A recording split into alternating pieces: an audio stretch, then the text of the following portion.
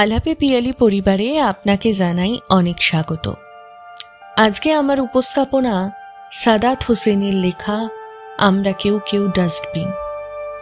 উপস্থাপনাটি প্রথম থেকে শেষ অবধি পুরোটা শোনার অনুরোধ রইল এবং ভিডিওটি যদি ভালো লেগে থাকে তবে অবশ্যই একটি লাইক কমেন্ট করবেন এবং চ্যানেলটি সাবস্ক্রাইব করে পরবর্তী উপস্থাপনাগুলো শুনতে থাকবেন।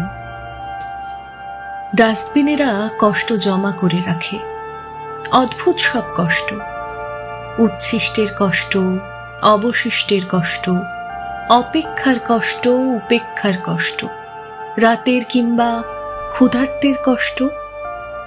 ডাস্টবিন দেখে ঝকঝকে ডাইনিংরা সুগন্ধি আতরে নাক চেপে ধরে, অবলীলায় ভুলে যায় নিদাক অতীতের গল্প। আমরা কেউ কেউ সত্যি সত্যি ডাস্টবিন।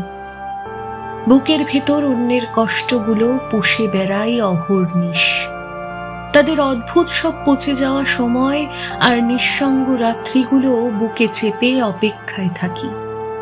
কোনো এক নক্ষত্রের রাতে শরীরে সুগন্ধি আতর মেখে কষ্টের জঞ্জাল ছুঁড়ে আমরাও চাঁদ দেখব বলে, কিন্তু আমাদের চাঁদ মেঘে ঢেকে যায়।